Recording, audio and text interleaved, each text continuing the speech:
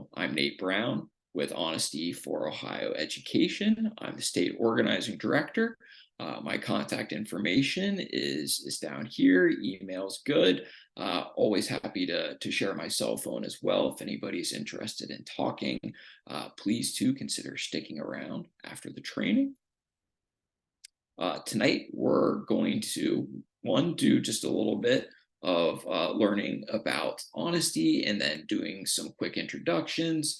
Going to real quickly look at the state of education in Ohio that we're dealing with, which will transition us into what we are trying to do in response to the state of education.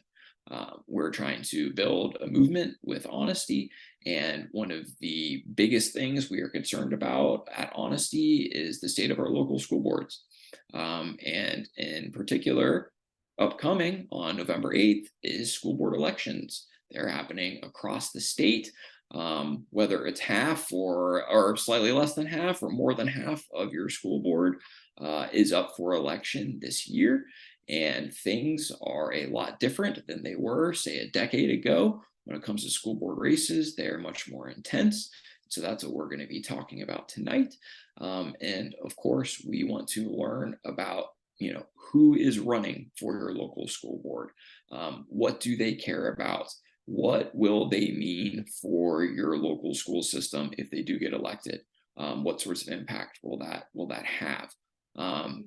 And we are entering, this era where it is essential to research your candidates at the local school board level, like people in the past may have treated a congressperson or a state rep or a state senator.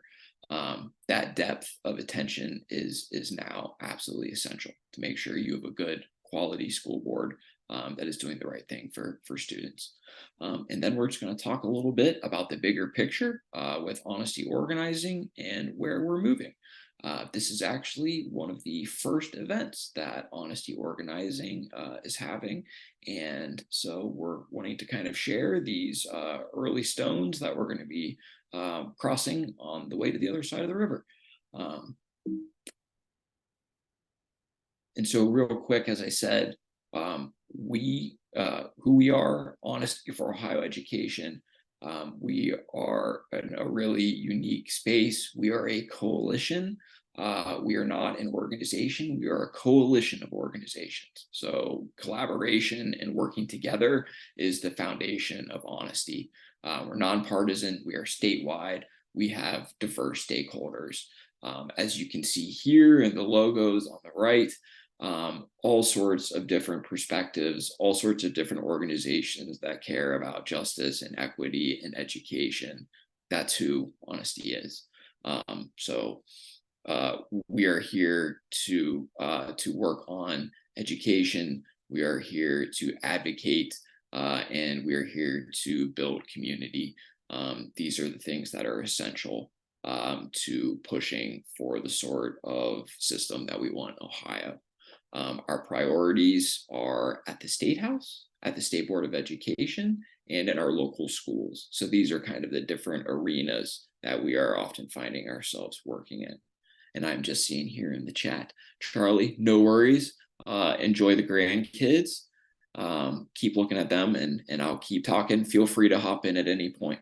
That goes for everybody, of course. We've got a good smaller group here, and so we can be conversational as is useful for you all. So don't hesitate to chime in with a question, whether in the chat or hopping off mic. Finally, we are very serious about putting resources out into the world.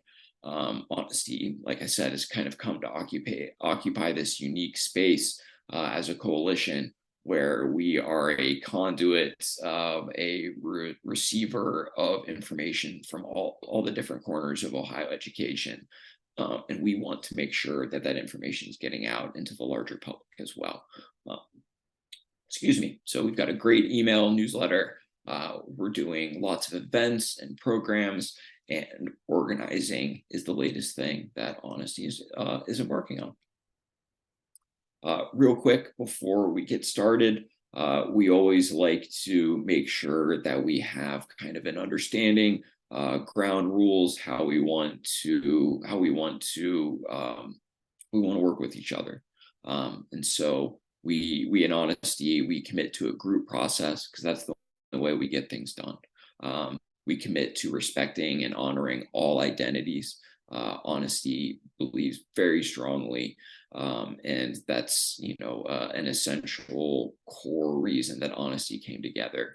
We want to make sure that everybody, no matter what they look like, no matter who they love, no matter how they feel about themselves, we want to make sure they are welcome here. And so we're going to respect and honor everyone. Of course, we commit to making space for people who need space made for them and taking up space when others make it for us. Another way of putting that is if you are somebody who tends to get enthusiastic and maybe speak a lot, it's always good to make sure that others have time to talk to. And if you are somebody who doesn't speak as much, please make sure you are sharing your voice. We need your perspective. We really, truly do. We don't need to just hear the people who like to talk all the time. Your perspective matters just as much. We commit to collective learning and growing. That's part of what we're doing here tonight. And we commit to challenging ideas, not people. I think that's a really kind of simple yet complicated concept. We are here to be able to have sometimes difficult conversations together. And so that requires, of course, the foundation of respect and honoring who we are as people. But it also means being able to talk about ideas, right? Holding up ideas and knowing that when somebody puts forth an idea we may not agree with, that doesn't mean that there's something necessarily wrong with the person, right? So that's what we like to think about: ideas and how we can challenge those, not the people who are also taking the time out of their day to get together with us. We like to assume good. There we go. So we are here ultimately on the honesty organizing team to build power. Truly, that's our purpose, is to build power, because when we have power, we can protect the communities that need protecting, and we can advance education and even improve it. It will be nice to go back on the offensive, right? And to do that, we need power. And power truly begins with relationships. It's a concept, if you've been around, public policy or politics or organizing, you know that relationships are essential. And so it depends, everybody is in a different situation, of course, at home this evening. If you are able, would love to have people introduce themselves. Real simple. And so this could be verbally, on unmuting, or this can be in the chat. So just looking to introduce ourselves with your name, preferred pronoun, your location or local school district, an education experience you've had, or a person maybe in education that made a difference in your life. And notice that I did not say a positive difference. So there can always be experiences that need to be shared that aren't so positive. So whatever comes to you. And then, of course, something that concerns you about your local or Ohio schools. And I can go ahead real quick and model that. So my name is Nate Brown, he, him, and I'm located in Columbus, Ohio, and Columbus City Schools are my local school district. Somebody who made a big difference in my life was my third grade teacher, Mrs. Fryman, who had horses and really encouraged my reading, which became almost obsessively about horses during third grade because of her. That is the time period when reading and stories really sunk into me. And I've spent my adult life helping people develop and tell their stories and organizing, or as a teacher doing English literature work as well. So it's all about stories for me. And that goes back to Mrs. Fryman. Finally, something that concerns me about Ohio or local schools right now. Oh boy, school districts just about 15 minutes north of me, where I have a family member who works, went through a series of public threats, bomb threats, threats of violence that were very explicitly racially motivated, and shut down Worthington Kilbourne High School for 2 days, almost 3 weeks ago, I think, at this point. And it's sadly representative of the larger divisive attacks that are being waged on Ohio students, and in particular, our more vulnerable students in these different populations that we know have become a target. Would anybody else like to share? I see maybe something in the chat. We got Charlie, awesome, who's also president of the Worthington School Board. Yeah. Yeah, you want me to go after Yeah, sure. your I concern there? imagine Yeah, you as might be president of thinking the same Worthington's thing. board. No, Yeah. it was a horrible situation, and actually the authorities are still investigating, and they still think it's like peeling an onion. They think they're going to find the machine, the actual computer that the threat came from. And but it came out of Atlanta, or it came through Germany, but it came out of Atlanta, Georgia. Okay. And they think it might be connected somehow with Moms for Liberty, but that's not been confirmed yet. Interesting. But Yeah. no, it was horribly racist, and it was horrible. But anyway, I'm Charlie Wilson, president of the Worthington School Board. Say preferred pronoun he, him. Yeah, I live in Columbus. Most of the Worthington School District is in Columbus. I think 80% of our students are in Columbus. And my education. Oh, I guess two things. The negative part. Well, my parents were very poor, and we moved a lot of it. I went to 28 different school districts, all in Western Kansas, so moving around a lot, almost always living in rented trailer houses.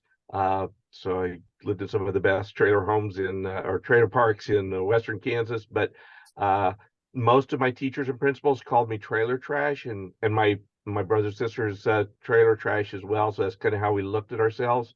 And then finally, when I was a senior in high school, my government teacher, after I was acted up in class, took me outside. He was a football coach. I was not a football player. So he had no vested interest in me, but he slammed me against the lockers and started poking my sternum and said, you're the smartest kid I've ever had, but you're just going to waste it like all the other Wilsons and Woosters do, and you're going to end up in jail like they all do. And but you could go to college. And I'd never thought of going to college. And he actually got me a basketball scholarship to go to college. Wow. At junior college, I turned out not to be a very good basketball player, but it got me to where I am today. So, and the thing that concerns me about schools is, besides the anti-trans agenda that people have speaking in our school, and the book banning, I am really concerned about what the impact of vouchers is going to be on public education 5-10 years from now. It's going to be destructive. But I'll shut up and get back to Yeah. my grandkids, but I'll listen in. Yeah, no, that was all really well said. I'll add that I think that is the record I've heard for attendance in different schools, and what a kind of bittersweet interaction with an educator. I think I remember at the school board meeting a few weeks ago, you mentioning that you went through the 2-year route and then to a 4-year school, and how important that is. So very cool. I've been an advocate of junior college for those kids who especially aren't ready or aren't sure what to do. I'm also an advocate of taking time off between high school and higher education, making sure you know what you want to do. But there are a lot of different avenues. And again, education has to be about what's best for each student, not one size fits all. And that's been my theme as a school board member for 17 years. It's That fantastic. every kid is different and unique, so they need a different and unique pathway and opportunities. Yeah, awesome. Well said. Thank you. And then I don't know if Kara or Christina, if anybody wants to share, but no pressure. I am happy to, because Charlie being in Worthington, I am a graduate of Gahanna, so down in that area. And actually, I posted pronouns, and my local district now is Medina City Schools, but I would say my education experience, I had an overwhelmingly positive one, especially with my high school English teachers. And they are the reason that I went into education in the first place, because they were phenomenal people who told me not to do it. Who said don't go into education.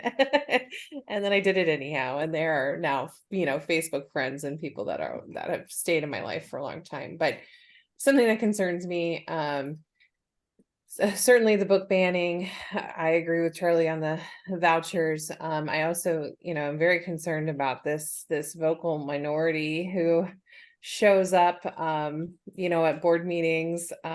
Right now, it's more so in our public libraries are getting attacked a lot. That's a concern. Of course, they're doing a wonderful job up here of standing strong and not banning books, but everything that's happened, recently with Scholastic. My kids have book fair this week, and, just thinking through what's going on and how that's impacting my own kids. So, yeah. Sure. Well said. More things up in the headlines, right? Scholastic books. And that was talking about my third grade teacher.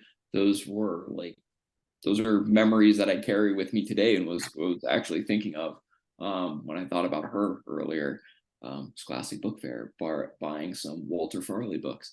And now it's been, made another arena for division, it seems like. Yeah. Well, thank you, Dr. Collins. So we're gonna go ahead just real quick. We've got people who know what's going on here in this particular session. So we know the state of education in Ohio is rough. There's a lot. Ooh, awesome. We've got a Wayne joining us here. We have really a national political agenda, and one that is rather extreme, that is being injected into Ohio politics, and then as a result, Ohio schools. Hey there, Wayne. How you doing? Fine, fine. Sorry, I'm dealing with some outdated computer equipment. Sorry. That's okay. That's okay. I've been battling Zoom this afternoon myself, so no worries. Glad you're here. And we've got a good group here tonight, so feel free to chime in with questions. Like, no need to raise your hand if you don't feel like it. We can be conversational, but glad you're with us. Oh, we skipped ahead there. And now I've lost it. One of the links. Beautiful.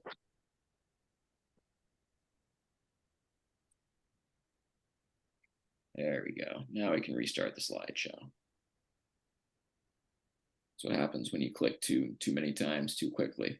So we've got this national political agenda that has now been injected into the states, that is then flowing downhill into the local schools, right? Their goals are to disrupt, dismantle, defund public ed.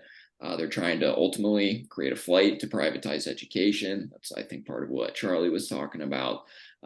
They're trying to distract from real education issues, right? Such as funding. There's one. They're trying to perpetuate othering, discrimination, hate. These are classic political moves that have been used all across time, right? To divide. When you divide, you can conquer. They're trying to weaponize race, identity, and faith. They're trying to villainize educators and staff.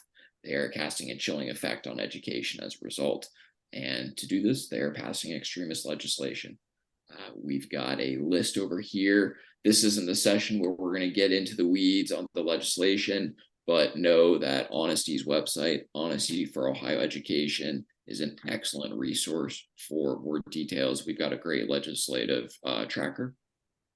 So this is something that some of our attendees could speak about in great length, but I'll just do the quick gloss over. So at the State Board of Education, there is an ongoing, again, we went forward, and again, it did the same thing. Very frustrating, Google. Forgive me, guys. Usually it's not this complicated. There we go. Hey, Nate, try not Yeah. clicking on any of the boxes because all of the boxes are hyperlinked. So click Aha. on the blue part. I Yes. underestimated, yes, the density of the information in the slides. Okay. I will do that. Thank you, Cynthia. So ongoing, there's a lawsuit to stop the state takeover of public education, the Board of Education in particular. 7 members, Democracy Forward and law firm of Ulmer and Byrne filed a suit to stop the state takeover. Effectively, it's a power grab. The governor's office will be entirely in charge instead of having our publicly elected representatives, the state board of education, because that's how democracy is supposed to work. And this is another very anti-democratic move on a fundamental level, in addition to what the consequences are going to be for education. On September 21st, a temporary restraining order was granted for 2 weeks. And on October 2nd, Governor DeWine defied the TRO by continuing the state takeover. The lawsuit is ongoing. I don't know. And if anybody wants to chime in with more detailed information, they're welcome. Otherwise, I will click forward gently. There we go. So as we can see, this is happening all across the country, right? This is not a coincidence. I would draw your attention to the types of states that seem to be targeted. Ohio is definitely one of those states that draws political attention and political money and gets national organizations looking at it as a way to take advantage of voters. So from that kind of brutal national Machiavellian political strategy, it's not really a surprise that they are trying to do this in Ohio, which has been a very important swing state and for forever, though currently gerrymandered. Right here is the sort of language you are seeing that is used by these extremist movements, right? These are the sorts of things they are for.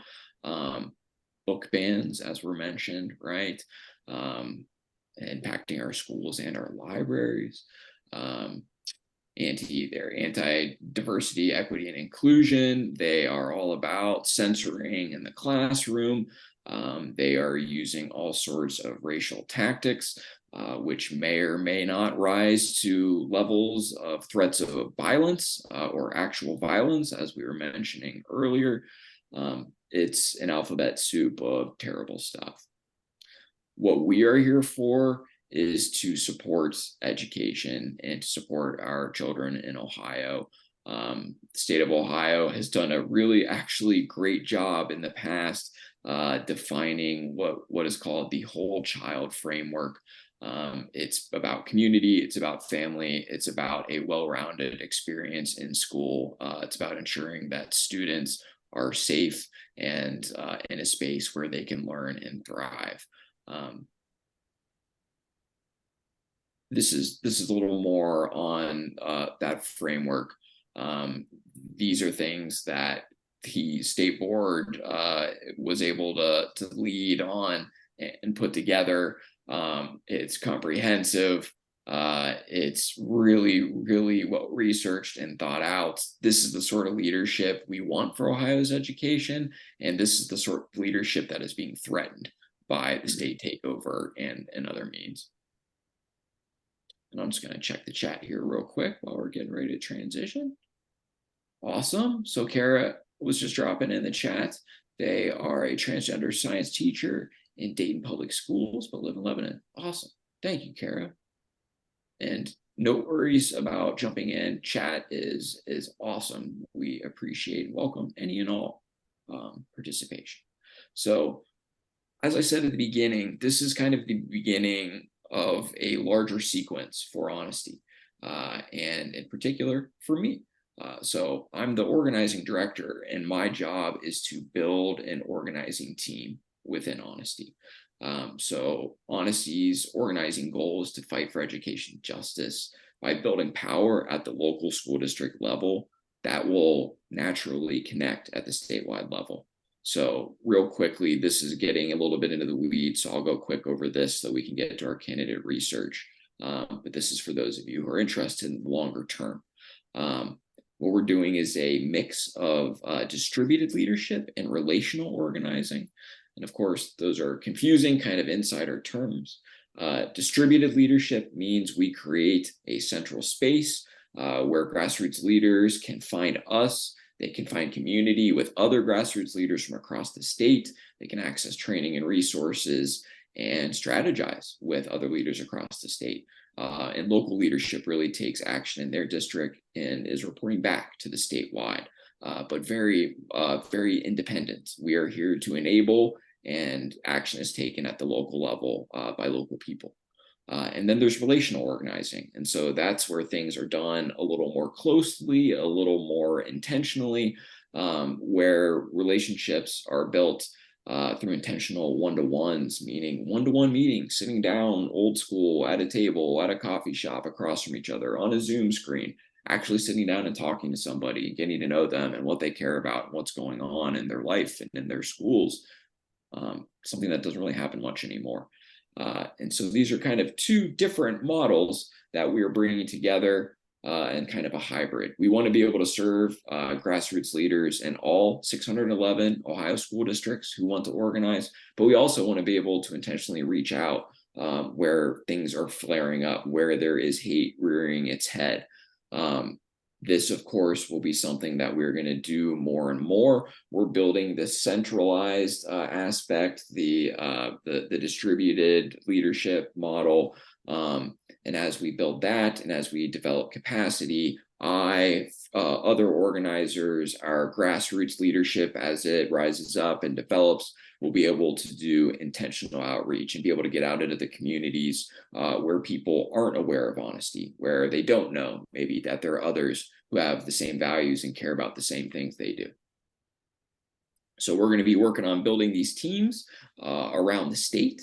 We're hoping these teams, and we're thinking they're going to be made up of students, families, educators, community organizations, local businesses, and other honesty partners. We believe this is the whole community coming together, because these are our schools, and without them, our community will suffer at best. Real quick, this is how things look for us in honesty organizing. Wayne, did I hear you speaking? Was there something you wanted to say? No, thank you. No, I'm doing okay. All right, it's cool. Just remember, never hesitate. We're okay here to talk. October, we're doing our series of trainings. So we're doing candidate research this week. Next week, we're going to be doing in-depth training on how to participate in the public conversation. So that's letters to the editor, editorials, those sorts of things. The week before the election, so that's November 1st, we will be talking about getting out the vote. What you can do to make sure that you're able to vote, and what you're able to do to make sure that others you know and care about and may or may not have similar political leanings as you, how you can encourage them and make sure they're able to vote as well. We're going to be encouraging people to start attending their local school board meetings. In November, we're asking everybody, of course, to vote, and then we're going to start getting into the regular course of organizing. We're coming on board during an election season, and so we want it to be useful in the election season. So we're doing these trainings really focused around the election, really focused around school board races. After that, after things slow down a little bit, we're going to start building our organizing foundation from the ground up, the old school way. And so that will, include meetings, trainings, starting that relationship building. And then there are things we're going to be asking people to do, like starting to share information from their local school boards, right? We have 611 districts. There are no entities, none, who are able across the state with what's going on at their local school district. We're going to start trying to do that. In December, we're going to start planning our first big campaign as an organization. That's going to be listening. Listening is the way organizing starts. Organizing, if done right, is built on the interests, desires, fears, anger of the people who are impacted by the issues you're looking at. And we don't know, or we're not going to know for certain, I should say, but is on everybody's mind, and especially around the state. We have a diversity of school districts. What is the mind of the school district in the Northeast Ohio? What is on the mind of people who go to school and want to start a dialogue with? Your internet connection is unstable. Well, that's concerning. Hopefully that doesn't cause us any trouble. And that will be the beginning of inviting people into a conversation and hopefully into the organizing with honesty. We want to bring people into our movement, and we need to understand what they care about for them to want to be part of it. So that will be what we're getting up to in early 2024, as well as starting to get a little more engaged in local school boards. Finally, this is the training. We've got a registration link that Cynthia will likely drop in the chat here. And now to the meat of things tonight, we want to talk about local school board races and why they matter and what you can do to be an informed voter. So school boards do a whole bunch of things. They do things that most people would never even guess. Really focused, of course, on student wellness, curriculum, budget, staffing, facilities, transportation, and building safety. So they're a voice for the community. They work with the superintendent. They allocate funding. They can do things. They can put their thumb on the scale on one side or the other. They can work to protect freedom to learn, or they can censor education. They can do things like enforcing book bans. They can, on the positive side, embrace all races, cultures, identities, or they can target vulnerable, marginalized children. Positive, they can value and support our teachers and staff, or they can attack and drive educators away, right? These are things we're hearing about, teacher shortages all over the place. They also, maybe kind of connecting with what Dr. Collins was saying earlier, they are in charge of a lot of libraries. So the book bans are kind of being hit on two fronts, and the schools and in the libraries, and in many cases, both entities are controlled by the same people, the school board. Honesty has put together a really great set of school board resources on our website. I know Cynthia will be dropping this into the chat. We've got you covered pretty much no matter what you're thinking when it comes to your local school board race. Highly encourage everyone to check that out. We, of course, tonight are going to be focusing on school board candidate research. So we put together a candidate research guide. It's 5 steps. It's fairly simple, but it is something that is different. It is foreign for a lot of people doing concerted research into their school board candidates. And that's why we're doing this training, because most people we talk to are new to having to pay attention to school boards. So step 1, and we're going to look at this in more detail. Of course, you want to figure out who your candidates are. Then you're going to want to start to research them. Who is this person? What do they care about? What are they affiliated with? You want to, of course, if the candidates are brave enough to do so, you want to attend any events where they're speaking. We are finding some of the more potentially negative candidates are, surprise, surprise, not attending public forums. They are so proud of what they're pushing that they don't want to speak about it publicly. Finally, we again want to be encouraging people to attend school board meetings, because this is how you learn about candidates who are running for re-election and the issues on everybody's plates. And of course, you in the end want to assess who the totality of the candidates running for your board, and you want to think about creating a sample ballot. So we will be dropping in the chat the link to our, right, Cynthia, yeah, drop it into the chat, our link to the candidate guide. What I have here are segments that we've pulled, and we will then encourage you guys to take a look at it yourself. We've got a full list of school board candidates across Ohio. That's hyperlinked in the guide. We have voter guides from 3 different sources. So we're trying to cover all sorts of different perspectives. Ohio Voter Guide, Vote 411, and School Board School, which is focused on the Cincinnati area. And of course, your local school board elections website is essential. Every local school board website is different, unfortunately.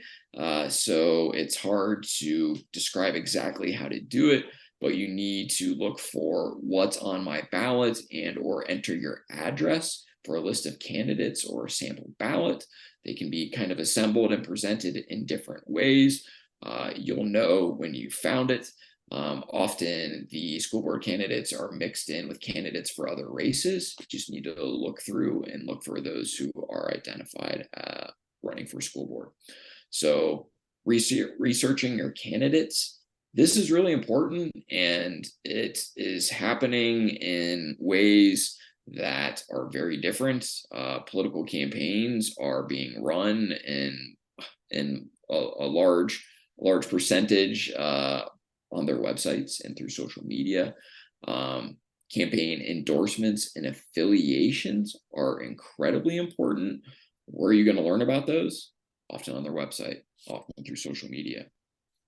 Candidate interviews, of course, are another place where you are going to see these sorts of things coming up.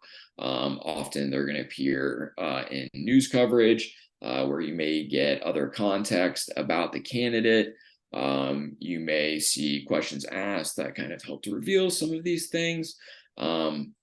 And again, publicly available information. Often you'll learn what they're doing for their full-time career. If they're working, they may have resumes or CVs posted somewhere. Are they party to any lawsuits, litigation? Are there criminal backgrounds? Do they appear on any registries? If things are getting really dark, you never know what you may find. And if somebody is presenting a particularly concerning perspective on schools, doing these more sorts of thorough research are potentially a good idea, because you may uncover some interesting things. Definitely, if it's possible, they may be somebody who has an official campaign social media presence. They then may also have a personal social media presence. If you're able to take a look at that, people are often a little more transparent, right, on personal social media. And then finally, are you able to identify affiliations that they may have? Are they a board member? Do they sit on any committees? Are they a member at different places? Do they volunteer? And you're going to want to ask yourself as well, are they endorsed by anybody who may raise flags? So there are, as we mentioned earlier, a number of organizations that are being propped up and injected into Ohio. Some endorse publicly school board candidates. Others do not, usually because they're then trying to kind of fly under the radar, do the old Trojan horse thing, and hope nobody knows who the candidate is actually in league with. So pay careful attention to anything as explicit as an actual endorsement. An endorsement is as official, as blatant in affiliation as you could hope to find in political candidate research. And it's going forward again. Weird. So once you've done some research, you can understand who this person is, what they're about. You will want to attend any events that you can where candidates are appearing, a forum, a debate, a town hall. That's the dream, right? Where you can see all the candidates together, maybe hear them talking, maybe be able to, in person, in one location at one time, be able to really get a good sense of how they compare and contrast. Organizations that do a lot of these include PTOs, PTAs, League of Women Voters, NAACP, Urban League, Equality Ohio, Chambers of Commerce, etc. Anybody who's doing it, it's worth going. Any forums otherwise where they may be showing up, any meet and greets they might be having, right? Is it a campaign specific event? Bring questions, come informed, right? Know what you are interested in and what you want to ask of them. And again, that's something where in the guide we are linking to resources that can help you craft some questions. So definitely consider attending your local school board meetings. This is a great way. So we've got information on how to do that. This is how you're going to learn about incumbent candidates. How do they operate? What do they care about? What are they speaking on?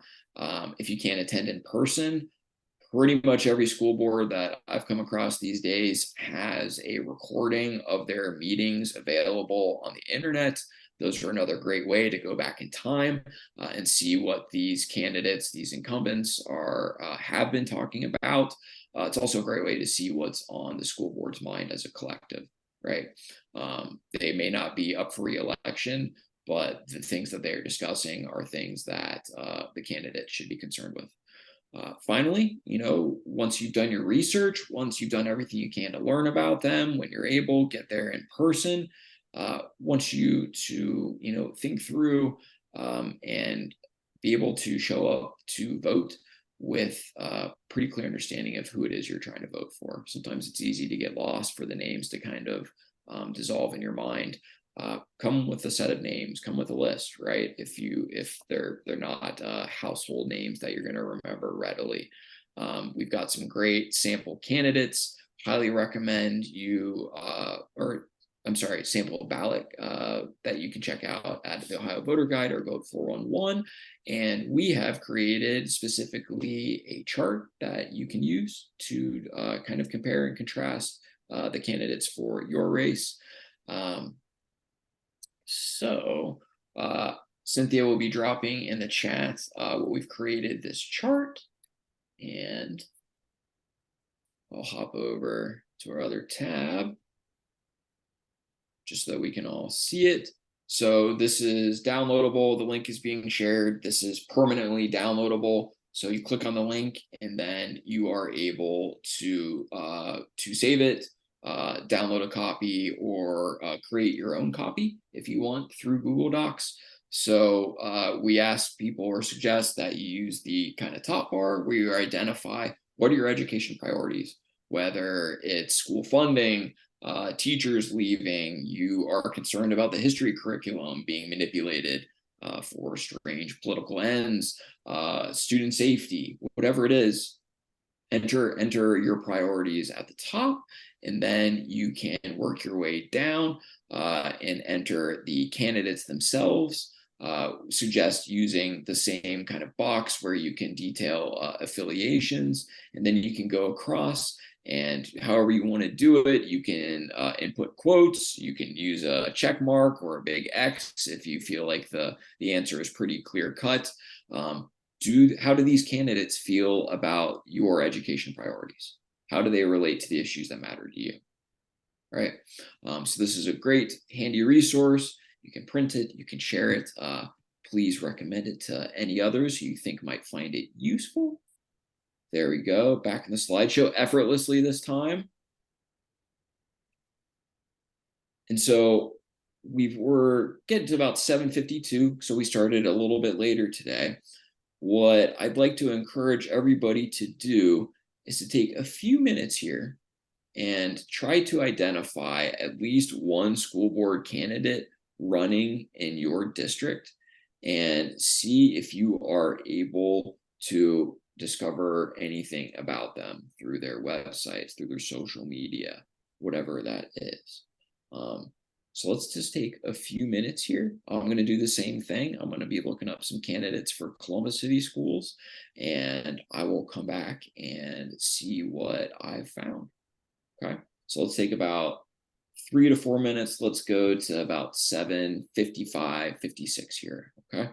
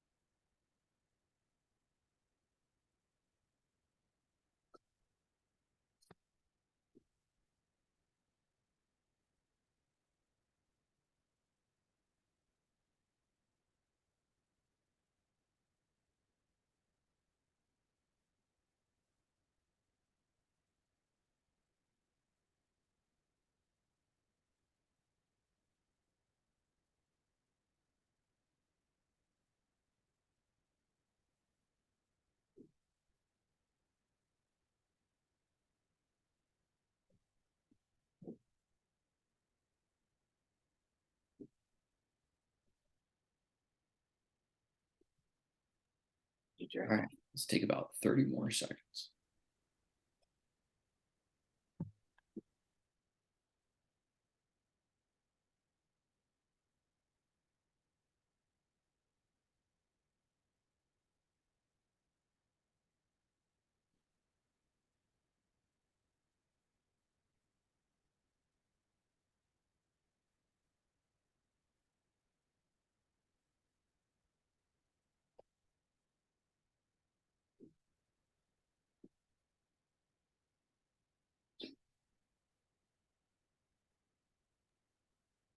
All right. Anybody having any luck? Find anything interesting? So I was using, in order to not stop sharing my screen, was on my phone. So I was researching Jen Adair, who is a school board candidate incumbent for Columbus City Schools. And she has a candidate website. There's a Facebook for the campaign.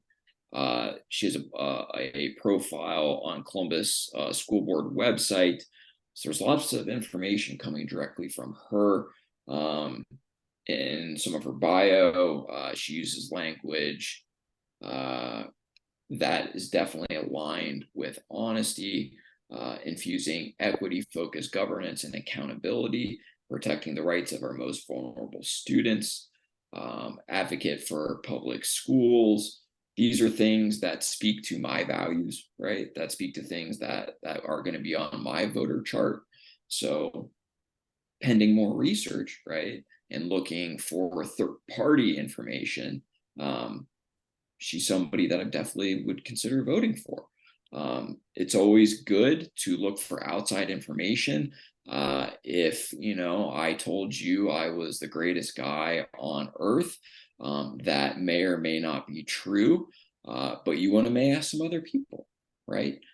You want to cross-reference things. You don't always want to assume that what is being told to you by somebody about themselves is entirely accurate. So this is where news, this is where candidate forums and third parties are so essential in school board races and our democracy at large, right? They are able to put a spotlight on the claims that a candidate makes about themselves, that they make about their positions. They need to be held up to scrutiny. So that's what these different organizations, different third parties can do. It's what you can do, right? This is what you can do as somebody who can put on a forum or attend one that's being held by another organization. Ask those questions. Ask questions specifically about things that they say about themselves and their experiences, right? Anybody find anything interesting they want to share?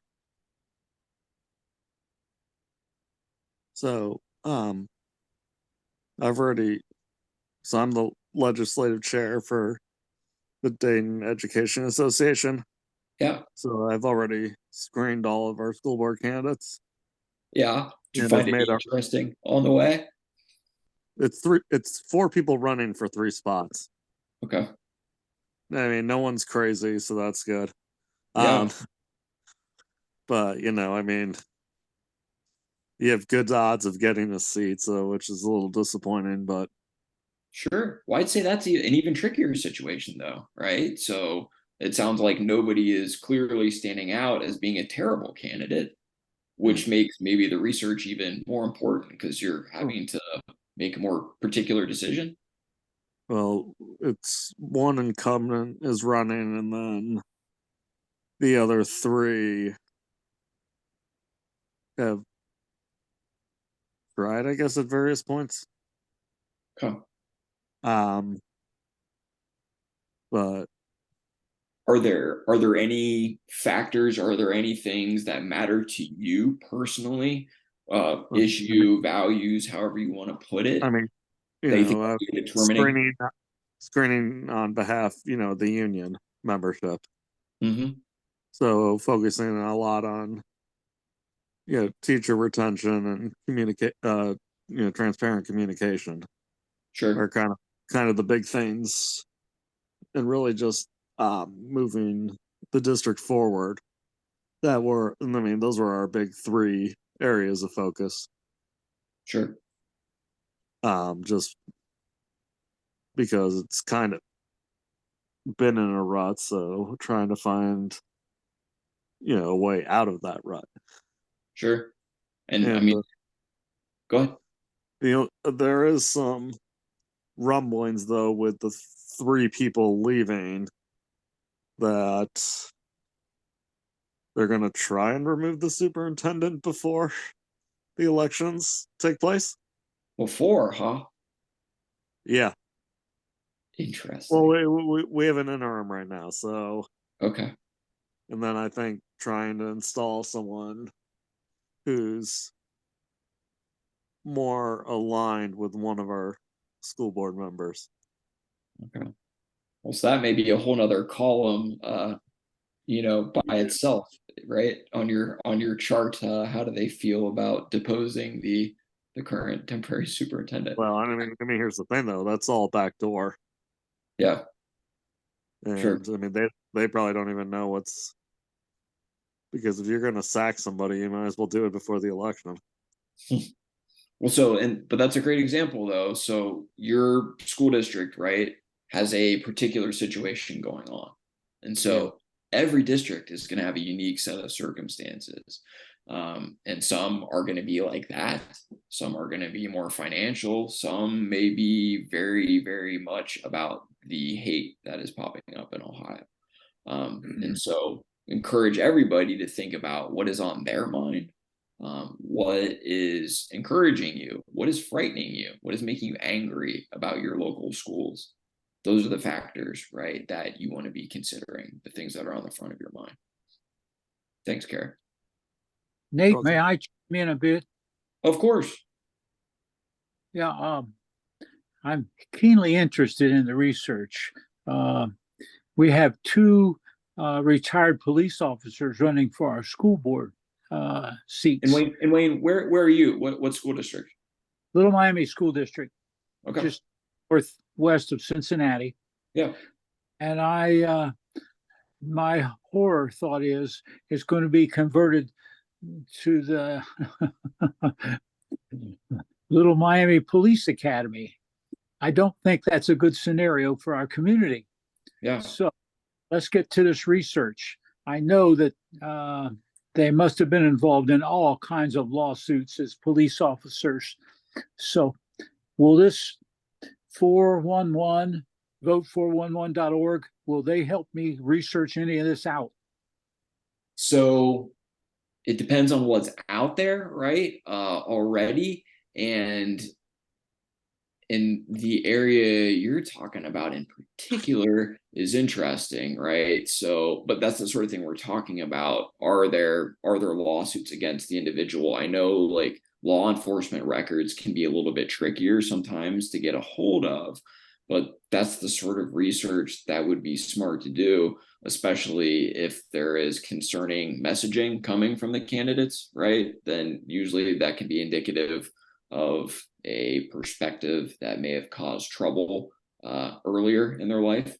And if it's in a role as something like a police officer, I think your instincts are wise to look into that. It's everything you've described here. Yeah, I'd be happy to talk, Wayne, if you want. Maybe stick around at the end and we can exchange contact info. I'd be curious to kind of look into that myself. That would be great. I'm trying to zoom in on here from a little Apple iPhone. I'm doing my best here. Yeah, that's okay. Hey, it's all just a patchwork of bits moving around these days. All right, but that's really interesting. Thank you for bringing that up. I know this was a real quick hit, and I think Wayne, you already raised a good question. What about issues that may be deeper, right? That may be outside the normal scope of a local newspaper. Especially when people don't really understand what's going on with schools these days and with these attacks that are coming in. Was there anything that didn't work right off the bat, or other questions that came up?